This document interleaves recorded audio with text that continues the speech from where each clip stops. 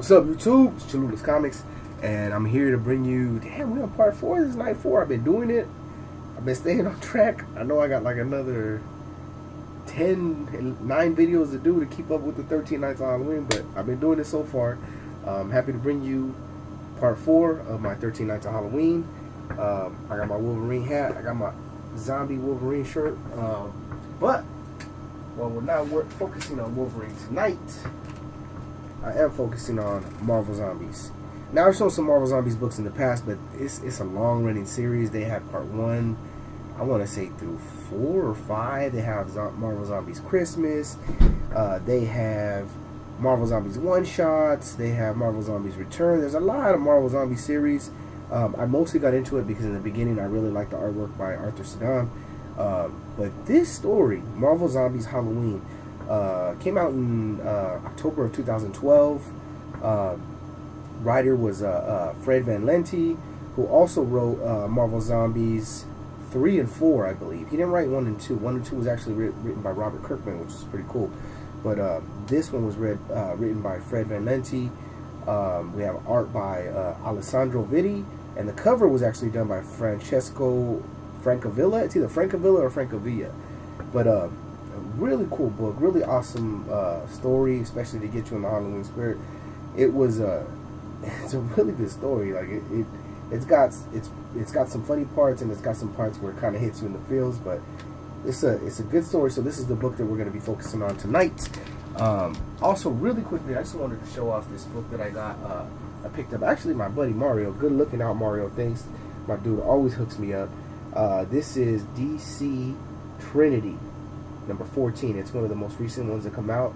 This is cover B, and this is artwork by the one and only freaking the man Bill Sienkiewicz. I really love his stuff. And it's been a point of interest. Everybody, my buddy used to pronounce it Sienkiewicz. I used to pronounce it Sienkiewicz, and I actually got to meet the man and have him sign a couple of books, and he told me it is pronounced Sienkiewicz. But anyways, I digress. The whole point is, this is a freaking awesome cover. I love the man's work. The dude gets down, especially on stuff like this. Anything that's horror related, monster related. The work he does is awesome. So I wanted to give a quick little shout out to this and to my buddy Mario. He hooked me up with this and a couple other books too. Actually, let me just show off real quick.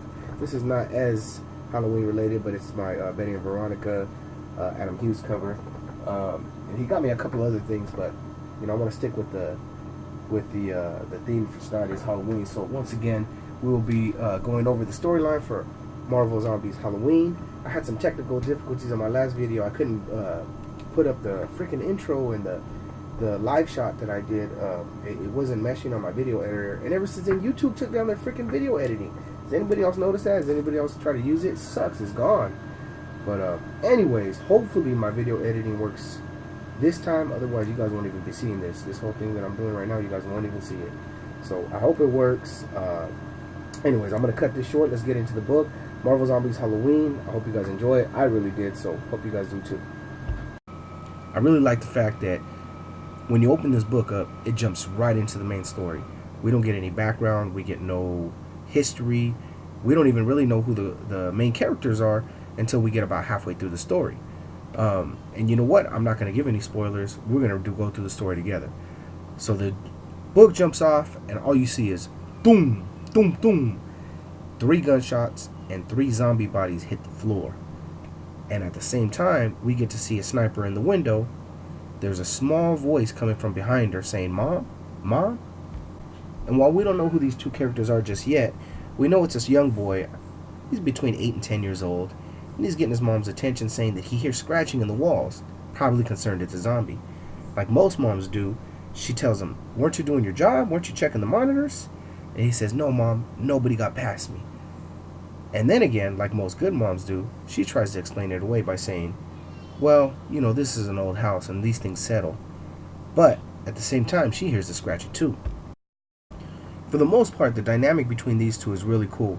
You can tell they've been surviving together for quite a while because they can read each other's body language, physical cues, and tone of voice. All she has to say is one word, "back," And the kid jumps back, and he knows it's about to be on and popping. His mom points her gun to the wall and blows it to shreds, trying to see what's behind the wall.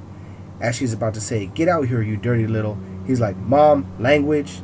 So it's pretty cool because you know she's a tough, she's a mean, she's a rough mom, but at the same time, even though the zombie apocalypse is going on, she's still teaching the boy how to be a man and how to make sure he minds his manners and things like that. Otherwise, who else is going to tell him language, right? So it's pretty cool. She reaches behind the wall and finds out it's not a zombie. Luckily, thank God, it's actually just a black cat. She picks him up, starts feeling the cat, and she says, "My God, I can feel every bone beneath your body, underneath this fur." So, they're showing concern for this animal when, really, do they need to? I mean, the zombie apocalypse is going on. But they bring it in, and they want it to be one of their own. It's pretty cool. So the family retires to the little garden area of the house, and as the mom is working on keeping the family fed by planting crops and vegetables and stuff, the boy is working on his reading, his writing, his math, and oddly enough, still keeping track of calendar days. He makes a comment and says it's October 27th, 5 months, 10 days till Dad's birthday. And like any good mom, she couldn't be happier or more proud of her son. She tells him, "You're doing great with your numbers and reading, Peter." And there it is. That's our first clue of who these two could be. Next comes, I don't know, what I think is kind of a sad little conversation between the two. As the boy stares at the calendar, he reads out the word Halloween, and he asks his mom, "What's that?" She says, "That's a holiday." And he's about to ask, "What's a holiday?" And she interrupts him and says, "It's like a day everyone can celebrate together." And that just tells you how long this little boy has been in this post-apocalyptic world. The fact that he doesn't know what Halloween is or what even a holiday is, because he's never had the chance to be able to celebrate them. But like any inquisitive young man, he asks, "What do you do on Halloween?" And she says, "Well, Peter, back in the day before the plague, people dressed up and pretended to be somebody else to scare each other. They went from door to door, asking for candy, tricking and treating. That's what we called it." He asks, "You did it, Mom? Dad too?" She says, "When I was your age, sure. I don't think they practiced it where your father came from, but when he got here," and there's our second clue, the father came from a place where Halloween wasn't practiced. Who do you guys think it could be? And you guys know reading the story line by line is not my favorite thing to do, but if it helps the character development and helps in backstory, I gotta do it. So as the mom picks the cat up from one of the flower pots where he snuck himself into, she starts warning Peter that he needs to keep a closer eye on the cat or he's gonna lose it. He asks, "Mom, can I ask you a question?" And she, like any good smart-ass mom, says, "You just did." He says, "Can we celebrate Halloween?" She says, "Oh, I don't know about that." As he asks, "Why not?" She says, "Holidays are for a whole community, and there's just us. It's a distraction from trying to stay alive." He says, "Are you saying if Dad was still here, we'd do it?"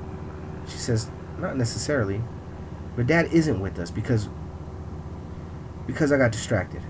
I can't let that happen again. We got to keep our focus on staying alive." He says, "But now we have Blackie. Now there are 3 of us again." She says, "The number of us isn't the point." He says, "But it'd be fun to be somebody else for a day." She says, "You're telling me, but we don't have that luxury." And he kind of drives the point home right here. He says, "Oh, Mom, come on. If we don't get to have any fun, then what's the point of staying alive?"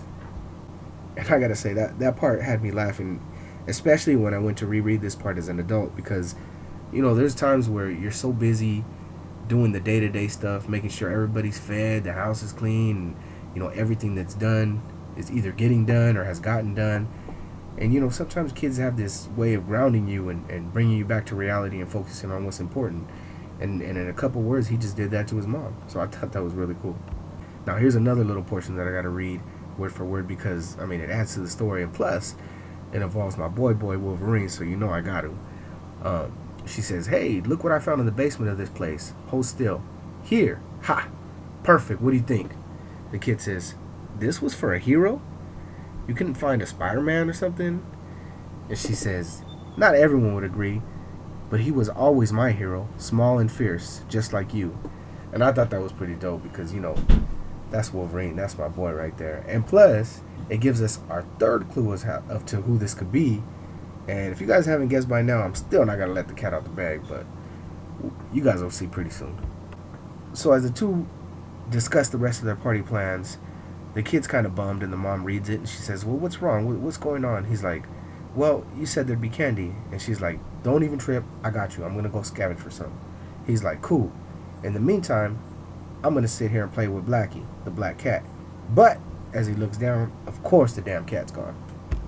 So as the kid frantically searches the house for the cat, he glances out the window and sees that the damn cat got himself outside. And you know the kid has to run out and get him, right? Because it wouldn't be a Halloween story unless he was in some danger, right? And as the kid makes his way down the street of this broke down, raggedy looking neighborhood with the full moon in the background, he makes his way up to this house and knocks on the door. Even stranger than this kid knocking on the door, this old crotchety man actually answers the door. The old man says, "What is it? What do you want? And why are you dressed so foolishly?" The kid's like, It's Halloween." "What? No, it isn't. You witless child. The date is clearly the 30th of October. You're a day off." The kid's like, "Oh, I'm sure I was right." The man says, "Well, you're not. You were wrong. It's All Hallows Eve, which is a completely ridiculous idea for a holiday, if you ask me. I much prefer they call it in Detroit Devil's Night. Come back tomorrow with your tricking and your treating, and then I can help you." He says, "But I'm not looking. I'm looking for a cat." The old man's like, "A cat?" "Well, a kitten. His name is Blackie." And the old man says the thing that I was thinking exactly. He says, "If you had any brains at all, you'd be more worried about yourself. Don't you know what happens here on these streets at night?" And he slams the door in Peter's face. So Peter starts to make his way down the driveway. All of a sudden it hits him. Wait a minute. What the hell's that damn house doing there? But before he can question it, the house disappears. But Peter can't even dwell on that too long, because before you know it, he thinks he sees his cat right down the street. Nope, that is not his cat, Blackie. But it is a zombie squirrel. And if we see zombie squirrels around, we know who must be close by. But before he can ever worry about a zombie squirrel girl, he gets snatched up by a zombie Lucy in the sky. But it's funny because these zombies really can't get too far in life. See what I did there? The zombies can't get too far in life. But no, what I mean is they all got a crab mentality. Like they're all in it for themselves. They don't work as a team, because Lucy in the sky doesn't even get to hold on to Peter or get to even take a bite out of Peter before Darkhawk swoops in and blasts her, and he's like, "Yo, you got to share." And Peter, getting knocked to the ground, can't even worry about them anymore, because now he's got a zombie squirrel girl, and I think it's a zombie Luke Cage that he has to worry about now. And as the kid makes his way to the ground, he's kind of saved by the Power Pack zombie kids, who gently lower him to the ground, but only because they want fresh meat. And boom, here comes a sniper again, just in time. But not only does this kid got luck, but the kid's got guts. He reaches over and stabs Darkhawk right in the face. And Mama swoops in just in time to save Peter from the rest of the zombies. As Peter starts to apologize for leaving the house, she cuts him off real quick with a "later," as in, "We will discuss this shit later." But she switches gears real quick and says, "You know what to do, right?" "Hold my breath?" he questions, as she starts making her way as if she's about to run through that wall. If you guys don't know who this is yet, for sure you'll know by the next page, because you know what she's about to do, right? So as Peter and Catherine, that's right, Catherine, Kitty Pryde, phase their way through the high school wall, they get to the other side to realize that they're just as fucked as they were when they were on the other side, and they're surrounded by zombie squirrels. And as Kitty tries to distract the zombies with the old "take me but leave the kid" plea, we hear a cackling coming from the shadows in the background, which distracts the zombies. They yell at the shadow to come out. Soon we see it's the old man from earlier in the book. "Pleased to meet you," he says. "Hope you guess my name. What's puzzling you? Is it the nature of my game?"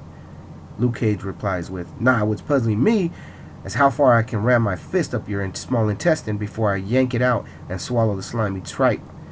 Children, it's a pity, really. So few elders left to teach you the old ways. The true ways." Darkhawk says, "The old ways are gone and forgotten, man.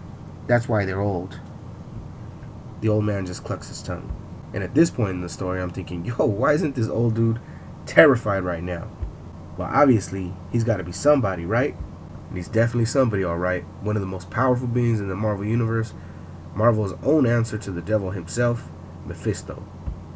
Mephisto's one of those characters that when he's written right, he has great dialogue. He uses his powers to burn the zombies into oblivion, saying, "I've seen many threats to the human animal come and go in my years, and though you remain among the most efficient, you are also the least imaginative." Zombie Luke Cage says, "Yeah, the burning on the inside, I can feel it.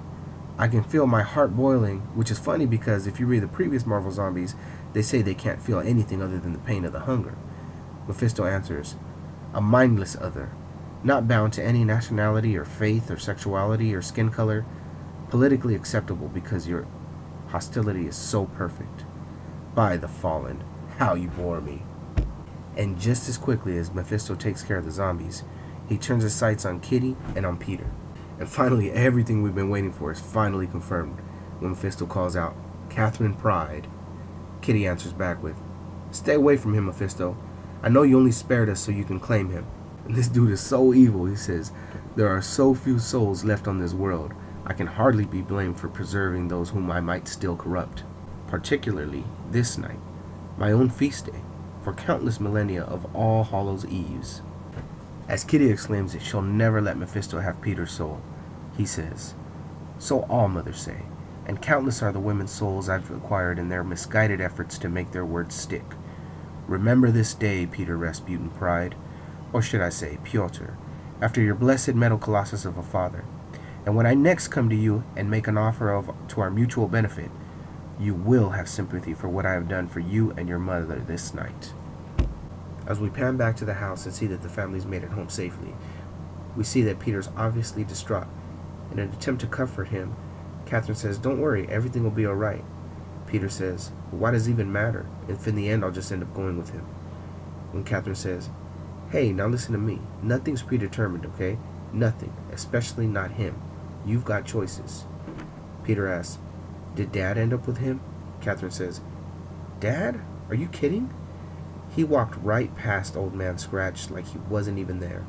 Your father was the best and the most noble person I've ever known. And up until the very end, he believed things would get better, that there was an end to the plague and that humanity would make its way back." He says, "Do you believe that?"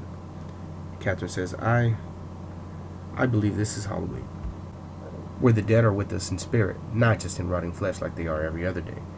That means your father's here. Can you feel him? And so I believe. Oh, and I stumbled across a present for you when I was on my way back here and discovered you were gone. Why don't you go take a look?" And the damn kid's luck just won't stop. He finally got his black cat back. And after all the crazy stuff they've been through tonight, the kid happily and safely hugs his mom and thanks her. She says, "Sure thing, kid. I couldn't find any candy at Sam's, though. Sorry." He says, "I don't care. I have everything I need." And with that, that brings night 4 of 13 Nights of Halloween to a close. I hope you guys enjoyed this story as much as I enjoyed rereading it. Rediscovering the writing of Fred Van Lente was pretty fun for me. The dude is funny, he is thoughtful, thought-provoking, and he even had some Easter eggs in there for the hardcore X-Men fans. All in all, it was another great story. Please be sure to join me again tomorrow night when I bring you Night 5 of 13 Nights of Halloween. And in the meantime, keep it safe, keep it fun, and until I see you next time, it's Cholula's Comics saying, keep stacking hella comics.